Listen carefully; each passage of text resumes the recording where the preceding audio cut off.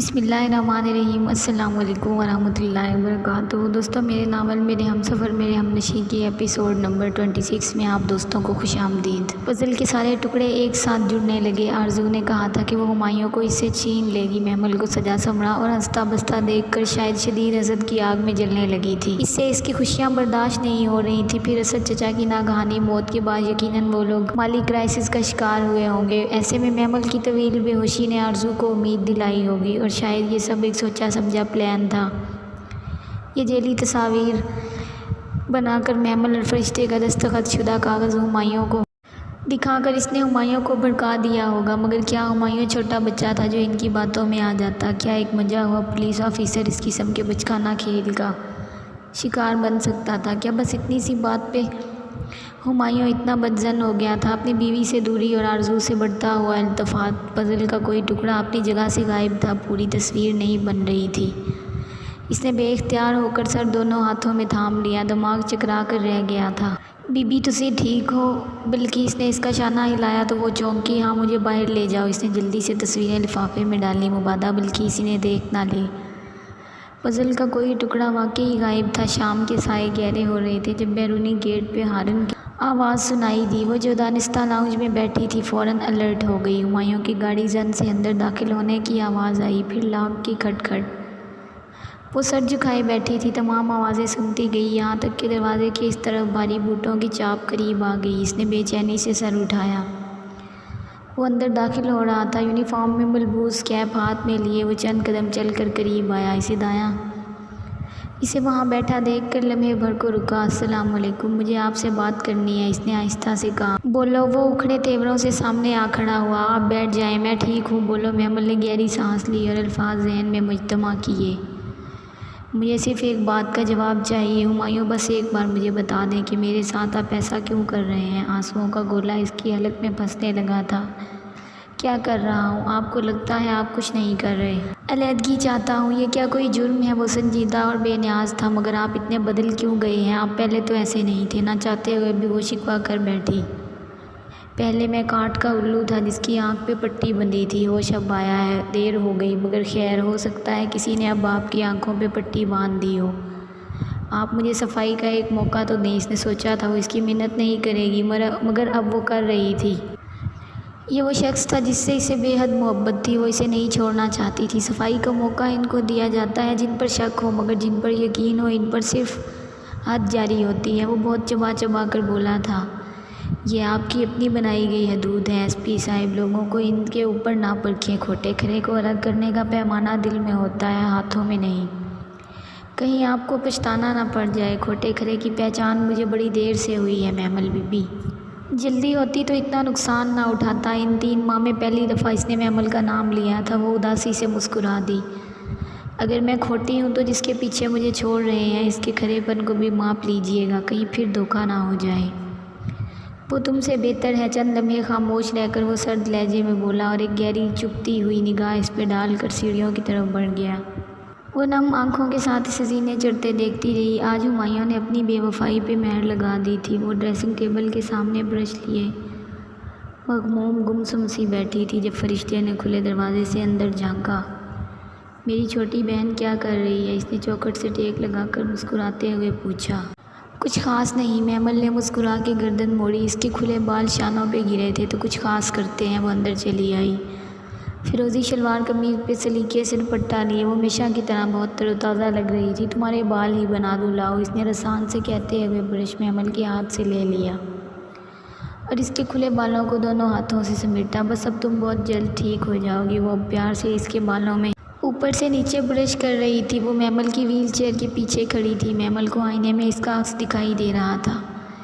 تم نے آگے کا کیا سوچا؟ پتہ نہیں، جب عدت ختم ہو جائے گی تو چلی جاؤں گی۔ وہ بیزار سی ہوئی۔ لیکن کدھر؟ فرشتے نے اس کے بالوں کو سلجھا کر سمیٹ کر اونچا کیا۔ اللہ کی دنیا پہ بہت وسیع ہے، پہلے آغا جان کو ڈھونڈوں گی۔ اگر وہ نہ ملے تو مسجد چلی جاؤں گی۔ مجھے امید ہے کہ مجھے ہاسٹل میں رہنے دیا جائے گا۔ اس نے اونچی سی پونی باندھی، پھر ان بالوں کو دوبارہ سے ذرا سا برش کیا۔ اور آپ نے کیا سوچا؟ میرے بعد تو آپ کو بھی جانا ہوگا۔ میں شاید ورکنگ ویمن ہاسٹل چلی جاؤں، پتہ نہیں، ابھی کچھ ڈیسائیڈ نہیں کیا۔ خیر چھوڑو، آج میں نے چائنیز بنایا ہے۔ تمہیں منچورین پسند ہے نا؟ اب فٹافٹ چلو کھانا کھاتے ہیں۔ اس نے محمل کی ویل چیئر پیچھے سے تھام کر اس کا رخ موڑا۔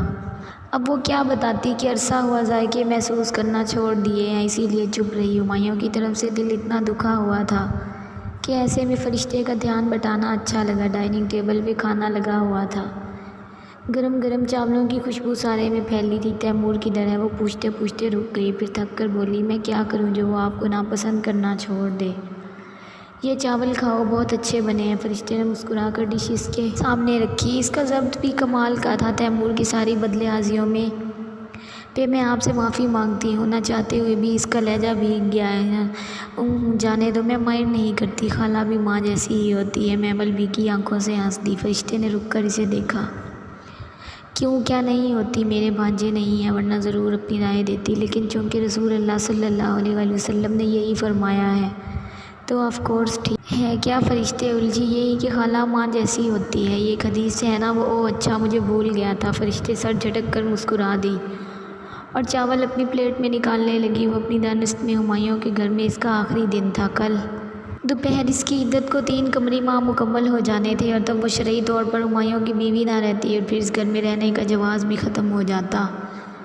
آج وہ صبح اترتے ہی لان میں آ بیٹھی تھی۔ چڑیاں اپنی مخصوص بولی میں کچھ گنگنا رہی تھی۔ گھاس شبنم سے گیلی تھی، سیاہ بادلوں ٹکڑیاں آسمان پہ جا بجا بکھری تھی۔ امید تھی کہ آج رات بارش ضرور ہوگی، شاید اس کی اس گھر میں آخری بارش۔ فرشتے صبح جلدی ہی کسی کام سے باہر گئی تھی۔ ہمایوں رات دیر سے گھر آیا تھا اور صبح سویرے نکل گیا۔ تیمور اندر سو رہا تھا، بلکہ اس اپنے کوارٹر میں تھی۔ سو وہ لان میں تنہا اور مغموم بیٹھی چڑیوں کے اداس گیت سن رہی تھی۔ آنسو قطرہ قطرہ اس کی کانچ سی بھوری آنکھوں سے ٹوٹ کر گر رہے تھے۔ اس گھر کے ساتھ اس کی بہت سی یادیں وابستہ تھیں۔ زندگی کا ایک بے حد حسین اور پھر ایک بے حد تلخ دور اس نے اس گھر میں گزارا تھا۔ یہاں اسی ڈرائی وے پہ وہ پہلی بار سیاہ ساڑی میں اتری تھی۔ اس رات جب اس کی مشکلات کا آغاز ہوا تھا، پھر ادھر ہی وہ سرخ کامدار جوڑے میں دلہن بنا کر لائی گئی تھی۔ کبھی وہ ادھر ملکہ کی حیثیت سے بھی رہی تھی، مگر خوشی کے دن جلدی گزر جاتے ہیں، اس کے بھی گزر گئے تھے۔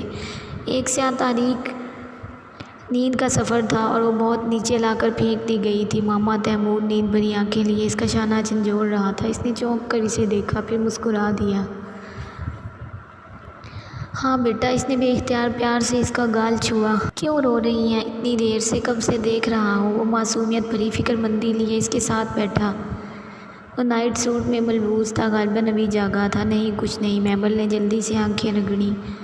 آپ بہت روتی ہیں ماما، ہر وقت روتی رہتی ہیں۔ وہ خفا تھا۔ مجھے لگتا ہے آپ دنیا کے سارے لوگوں سے زیادہ روتی ہوں گی۔ نہیں تو، اور تمہیں پتہ ہے کہ دنیا کے سارے لوگوں سے زیادہ آنسو کس نے بہائے تھے؟ کس نے؟ وہ حیرت اشتیاق سے اس کے قریب ہوا۔ ہمارے باپ آدم علیہ السلام نے، جب ان سے اس درخت کو چھونے کی غلطی ہوئی تھی۔ وہ نرمی سے اس کے بھورے بالوں کو سہلاتی بتا رہی تھی۔ اسے تیمور کو اپنی وجہ سے پریشان نہیں کرنا تھا، اس کا ذہن بٹانے میں وہ کسی حد تک کامیاب ہو گئی تھی۔ اچھا، وہ حیران ہوا۔ اور ان کے بعد داؤد علیہ السلام نے، جب ان سے ایک فیصلے میں ذرا سی کمی رہ گئی تھی۔ اور ان کے بعد اس نے گہری سانس لی۔ پتہ نہیں بیٹا، یہ تو اللہ بہتر جانتا ہے۔ آپ بھی بہت روتی ہو ماما، مگر آپ کو پتہ ہے آپ جیسی مدر کسی کی نہیں ہے، میرے کسی فرینڈ کی بھی نہیں، کوئی ٹیچر بھی نہیں میرے جیسی۔ کیسی؟ اسے حیرت ہوئی۔ آپ جیسے نوبل اور ہانریبل، آپ کو پتہ ہے میرے لیے پوری دنیا میں سب سے زیادہ آنریبل اور نوبل ہیں، جبکہ میں ایسی نہیں ہوں۔ تمہیں پتہ ہے نوبل کون تھے؟ محمل نے ایک گہری سانس لی۔ یوسف علیہ السلام، جو پیغمبر کے بیٹے، پیغمبر کے پوتے اور پیغمبر کے پڑپوتے تھے۔ وہ کیوں ماما؟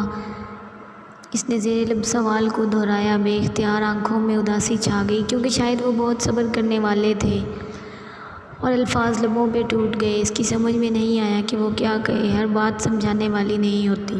بتائیں نا ماما، وہ بے چین ہوا۔ میں جب بھی آپ سے حضرت یوسف کی سٹوری سنتا ہوں، آپ یوں ہی اداس ہو جاتی ہیں۔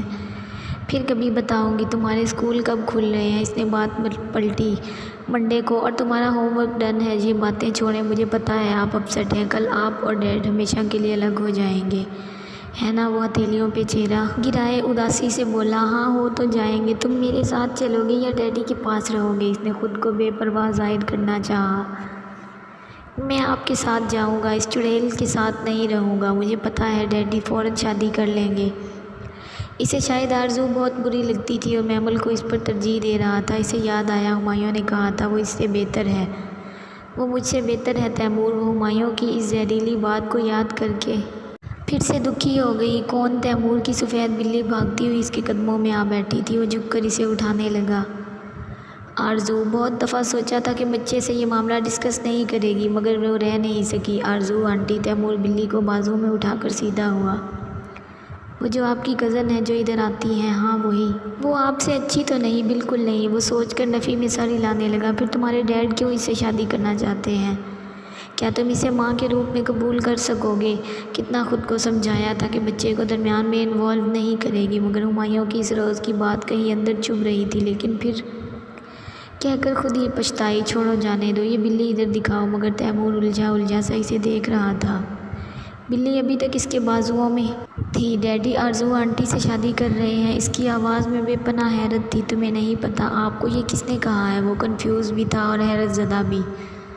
تمہارے ڈیڈ نے بتایا تھا، اور ابھی تم خود کہہ رہے تھے کہ وہ اس سے شادی کر لیں گے۔ تیمور اسی طرح الجھی آنکھوں سے اسے دیکھ رہا تھا۔ موٹی بلی اس کے ننھے ہاتھوں سے پھسلنے کو بے تاب کسمسا رہی تھی۔ آرزو آنٹی سے؟ نہیں ماما، ڈیڈی تو ان سے شادی نہیں کر رہے۔ مگر تم نے؟ مگر تیمور کی بات ابھی مکمل نہیں ہوئی تھی۔ وہ تو فرشتے سے شادی کر رہے ہیں، آپ کو نہیں پتہ؟ تیمور، وہ درشتی سے چلائی تھی۔ تم ایسی بات سوچ بھی کیسے سکتے ہو؟ بلی سہم کر تیمور کے بازوؤں سے نیچے کودی۔ آپ کو نہیں پتہ ماما؟ وہ اس سے بھی زیادہ حیران تھا۔ تم نے ایسی بات کی بھی کیسے؟ مائی گاڈ، وہ میری بہن ہے۔ تم نے اتنی غلط بات کیوں کی؟ اس کے بارے میں غصہ اس کے اندر سے ابلا تھا۔ وہ گمان بھی نہیں کر سکتی تھی تیمور ایسے کہہ سکتا ہے۔ ماما، آپ بے شک ڈیڈی سے پوچھ لیں، فرشتے سے پوچھ لیں، وہ دونوں شادی کر رہے ہیں۔ Shut up, just shut up. تم اس لڑکی کے بارے میں ایسی باتیں کر رہے ہو جو میری بہن ہے۔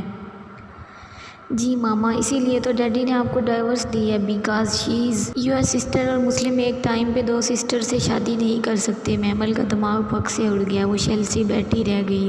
آئی تھاٹ آپ کو پتہ ہے، میں نے آپ کو کہا تھا تو کہ ڈیڈی اس چڑیل سے شادی کر رہے ہیں، اور تیمور فرشتے کو ہی چڑیل کہتا تھا۔ وہ کیوں بھول گئی؟ اس کا دماغ بری طرح چکرانے لگا تھا۔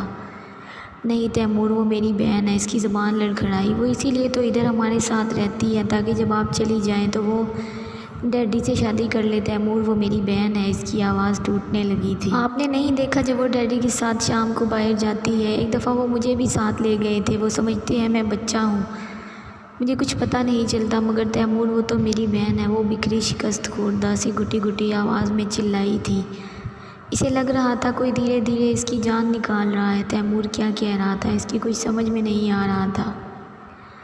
مجھے اسی لیے وہ اچھی نہیں لگتی، وچ نمبر 1، اس کی وجہ سے ڈیڈ آپ کو سیپریٹ کر رہے ہیں۔ آپ نے نہیں دیکھا شام کو ڈیڈی کے ساتھ جب وہ ریسٹورنٹ جاتی ہے؟ نہیں، تم غلط کہہ رہے ہو۔ شام کو تو وہ مسجد جاتی ہے، وہ ادھر پڑھاتی ہے۔ اسے یاد آیا شام کو فرشتے مسجد جاتی تھی۔ یقیناً تیمور کو غلط فہمی ہوئی ہوگی، اس نے غلط سمجھا ہوگا۔ مسجد، اس نے حیرت سے پلکیں جھپکائیں۔ یہ ساتھ والی مسجد؟ ماما آپ کدھر رہتی ہیں؟ فرشتے تو کبھی مسجد نہیں گئی۔ وہ ادھر قرآن پڑھاتی ہے، تمہیں نہیں پتہ تیمور؟ وہ تو کبھی قرآن نہیں پڑھتی، میں نے آپ کو بتایا تھا نا۔ نہیں، وہ مجھ سے اور تم سے زیادہ قرآن پڑھتی ہے۔ اس نے ہی تو مجھے قرآن سکھایا تھا۔ تم غلط کہہ رہے ہو، اور وہ ایسے نہیں کر سکتی۔ وہ نفی میں سر ہلاتے ہوئے اسے جھٹلا رہی تھی۔ آپ نے کبھی اس کو قرآن پڑھتے دیکھا؟ وہ جو فرشتے کے دفاع میں تیمور کو کچھ کہنے لگی تھی، ایک دم رک گئی۔ اس نے اسپتال سے آ کے کبھی فرشتے کو مسجد جاتے نہیں دیکھا تھا۔ ہاں، نمازیں وہ ساری پڑھتی تھی۔ کم آن ماما، آپ بلکہ اس بوا سے پوچھ لیں، وہ مسجد نہیں جاتی۔ کیا آپ کو اس نے خود کہا ہے کہ وہ مسجد جاتی ہے؟ اور تیمور کے سوال کا جواب اس کے پاس نہیں تھا۔ اسپتال کی وجہ سے صبح کی کلاسز لینا ممکن نہیں تھا۔ فرشتے نے تو اس کے استفار پہ مبہم سا جواب دیا تھا، باقی سب اس نے خود فرض کر لیا۔ تو کیا تیمور سچ کہہ رہا تھا؟ نہیں، ہرگز نہیں، فرشتے اس کے ساتھ ایسا نہیں کر سکتی تھی۔ وہ تو اس کی بہت پیاری، بہت خیال رکھنے والی بہن تھی۔ وہ بھلا کیسے؟ وہ مسجد نہیں جاتی، وہ ڈیڈی کے ساتھ جاتی ہیں۔ پہلے ڈیڈی گاڑی پہ نکلتے ہیں، پھر وہ باہر نکلتی ہے، اور کالونی کی اینڈ پہ ڈیڈی اس کو پک کر لیتے ہیں، تاکہ بلکہ اس بوا کو پتہ نہ چلے۔ میں نے ٹیرس سے بہت دفعہ دیکھا ہے، صبح بھی وہ ڈیڈی کے ساتھ گئی تھی۔ وہ پتھر بنی سن رہی تھی۔ جب آپ اسپتال میں تھی تب بھی وہ یوں ہی کرتے تھے۔ پر میں کوئی چھوٹا بیبی تو نہیں ہوں، مجھے سب سمجھ آتا ہے۔ وہ یہ سب कब हुआ, कैसे हुआ। वो मुतहय्यर बेयकीन सी सकते की आलम में बैठी थी। तैमूर आगे भी बहुत कुछ कह रहा था मगर वो नहीं सुन रही थी। तमाम आवाज़ें बंद हो गई थी, सब चेहरे मिट गए थे, हर तरफ अंधेरा था, सन्नाटा था। क्या तुम्हें बिल्कुल उम्मीद नहीं है कि वो रजू करेगा? क्या तुम खुद को इतना स्ट्रॉन्ग फील करती हो कि हालात का मुकाबला कर लोगी? इसके जहन में फरिश्ते की बातें गूंज रही थी। हर शाम हुमायूं घर से चला जाता किसी दोस्त के पास। हर शाम फरिश्ते भी घर से चली जाती थी। इसने कभी नहीं बताया कि वो किधर जाती है। इसने कभी नहीं बताया कि महमल की इद्दत ख़त्म होने के बाद वो किधर जाएगी और वो अभी तक इधर क्यों रह रही थी। क्या सिर्फ महमल की केयर के लिए? वो केयर तो कोई नर्स भी कर सकती थी, फिर वो क्यों इनके घर में थी? इसने कभी फरिश्ते को कुरान पढ़ते नहीं देखा था। जिस रोज़ वो मस्जिद गई थी फरिश्ते इधर नहीं थी। वो शाम तक वहीं रही मगर वो इधर नहीं आई। वो गलत फहमी का शिकार रही और फरिश्ते ने इसकी गलत फहमी नहीं दूर की। और आरज़ू, इसका क्या किस्सा था? वो गवाह थी कि हुमायूं इससे शादी कर रहा था। इसने खुद आरज़ू से यही कहा था मगर जब महमल ने पूछा था तब इसने कहा था ये बताना ज़रूरी नहीं है। इसने कभी नहीं कहा कि वो आरज़ू से शादी कर रहा है। फरिश्ते ने कभी इसके और आरज़ू के गैर वाज़ेह ताल्लुक़ पे फ़िक्रमंदी ज़ाहिर नहीं की। वो सब किसी सोची समझी पॉलिसी का हिस्सा था। वो दोनों जानते थे और एक किसी को बेखबर रखा था। वो तुमसे बेहतर है यही कहा था हुमायूं ने और यकीनन फरिश्ते की बात कर रहा था। लेकिन वो ऐसा कैसे कर सकती है? वो इसके घर में ख़यानत कैसे कर सकती है? वो तो कुरान की तालिबा थी, वो तो सच्ची थी, अमानतदार थी। फिर वो क्यों बदल गई? जो लम्हों की अमानत का ख्याल रखती थी रिश्तों में ख़यानत कैसे कर गई? सोच सोच कर इसका दिमाग फटा जा रहा था, दिल डूबा जा रहा था। जिसे लगा था कि सब धोखेबाज निकले थे, सब खुदगर्ज़ निकले थे, हर शख्स अपनी ज़मीन की तरफ झुका था। इसका कोई नहीं था, कोई भी नहीं। वो कितनी ही देर हाथों में सर गिराए बैठी रही। बहुत से लम्हे सिर के तो इसे याद आया कि जहाँ सब बदल गए थे वहाँ कोई नहीं बदला था। जहाँ सब ने धोखा दिया वहाँ किसी ने इसका ख्याल भी रखा था। जहाँ सब छोड़ गए थे वहाँ किसी ने सहारा दिया था। और इसने आहिस्ता से सर उठाया और फिर धीरे से व्हील चेयर के पहियों को अंदर की जानिब मोड़ा। इसके कमरे में शेल्फ़ के ऊपर इसका सफ़ेद कवर वाला मसहफ़ पड़ा था। इसने सरद से इसे उठाया। इस वक्त इसे इसकी बेहद ज़रूरत थी। मसहफ़ के नीचे इसका पुराना रजिस्टर रखा था। इसने कुरान उठाया तो रजिस्टर फिसल कर नीचे गिर गया। महमल ने हाथ में कुरान पकड़े झुक कर रजिस्टर उठाया। वो दरमियान से खुल गया था। इसे बंद करके रखते हुए ठहर सी गई। खुले सफ़े पे सूरह बकरा की इस आयत की तफसीर लिखी थी जिस पे वो हमेशा उलझती थी। हित्तता और हिंतता ये सफ़ा बहुत दफ़ा खोलने के बायस अब रजिस्टर खोलते ही ये खुल जाता था। खुला हुआ रजिस्टर इसके दाएं हाथ में था और कुरान बाएं हाथ में, दोनों इसके बिल्कुल सामने थे। रजिस्टर की सतर हिंतता का मतलब होता है गन। गन के आगे सफ़ा ख़त्म था। वो बेइख्तियार इस सतर को कुरान के सफ़ेद कवर के करीब लाई जहाँ मिटा मिटा सा मीम लिखा था। इसने गन और मीम को मिलाया। दोनों के दरमियान एक नन्हा सा नुक्ता था। इसने नुक्तों को जोड़ा, अधूरा लफ्ज़ मुकम्मल हो गया। गंदम। वो नन्हे नुक्ते दाल के दो हिस्से थे। इसे याद आया वो गलती से कुरान पे रजिस्टर रख कर लिख रही थी। सफ़ा ख़त्म हुआ था। लाशूरी तौर पर इसने लफ्ज़ कुरान के कवर पे मुकम्मल कर दिया। इसी वक्त इसे क्लास इंचार्ज से डांट पड़ी तो ये बात जहन से महव हो गई। वो कभी जान ही ना पाई थी कि ये मिटा मिटा सा मीम इस अधूरे लफ्ज़ की तकमील था। आज बरसों बाद वो किस्सा मुकम्मल हो गया था। इसके जहन में एक रोशनी का कूंदा सा लपका और सारी गुत्थियाँ सुलझ गई थी। बनी इसराइल को शहर के दरवाज़े में दाखिल होने से कबल बख्शिश मांगने का हुक्म मिला था मगर वो गंदम मांगते रहे, बख्शिश नहीं मांगी। ये बनी इसराइल की रीत थी और यही रीत खुद इसने भी दोहराई थी। हम ज़माना जाहिलियत से दूर इस्लाम में आकर एक ही दफ़ा तौबा करते हैं मगर बार बार की तौबा भूल जाते हैं। हम एक खाई से बचकर समझते हैं ज़िंदगी में फिर कभी खाई नहीं आएगी और अगर आई तो भी हम बच जाएंगे। हम हमेशा नेमतों को अपनी नेकियों का इनाम समझते हैं और मुसीबतों को गुनाह की सज़ा। इस दुनिया में जज़ा बहुत कम मिलती है और इसमें भी इम्तिहान होता है। नेमत शुक्र का इम्तिहान होती है और मुसीबत सब्र का। और ज़िंदगी के किसी नए इम्तिहान में दाखिल होते ही मुँह से पहला कलमा हित्तता का निकलना चाहिए मगर हम वहाँ भी गंदम मांगते रहते हैं। अल्लाह इसे ज़िंदगी के एक मुख्तलिफ फ़ेज़ में लाया तो इसे बख्शिश मांगनी चाहिए थी मगर वो हुमायूं और तैमूर को मांगती रही। हिंतता हिंतता कहने लग गई। गंदम मांगना बुरा नहीं था मगर पहले बख्शिश मांगना थी। वो पहला जीना चढ़े बगैर दूसरे को फलांगना चाहती थी और ऐसे پار کب لگا جاتا ہے، اسے نہیں معلوم وہ کتنی دیر تک میز پہ سر رکھے زاروں قطار روتی رہی۔ آج اسے اپنے سارے گناہ پھر سے یاد آ رہے تھے۔ آج وہ پھر سے توبہ کر رہی تھی، وہ توبہ جو بار بار کرنا ہم نیک ہونے کے بعد بھول جاتے ہیں۔ زندگی میں بعض لمحے ایسے ہوتے ہیں جب آپ سے خود قرآن نہیں پڑھا جاتا، اس وقت آپ کسی اور سے قرآن سننا چاہتے ہیں۔ آپ کا دل کرتا ہے کہ کوئی آپ کے سامنے کتاب اللہ پڑھتا جائے اور آپ روتے جائیں۔ بعض دفعہ آپ خوش ہونے کے لیے اس کے پاس جاتے ہیں اور بعض دفعہ صرف رونے کے لیے۔ اس کا دل کر رہا تھا کہ وہ خوب روئے، قرآن سنتی جائے اور روتی جائے۔ تلاوت کی کیسٹوں کا ڈھیر قریب ہی رکھا تھا، ٹیپ ریکارڈر بھی ساتھ تھا۔ اس نے بنا دیکھے آخر سے ایک کیسٹ نکالی اور بنا دیکھے ہی ڈال دی۔ ابھی نہ معافی جاننا چاہتی تھی اور نہ ہی فہم پہ غور فکر کرنا چاہتی تھی، ابھی وہ صرف سننا چاہتی تھی بس۔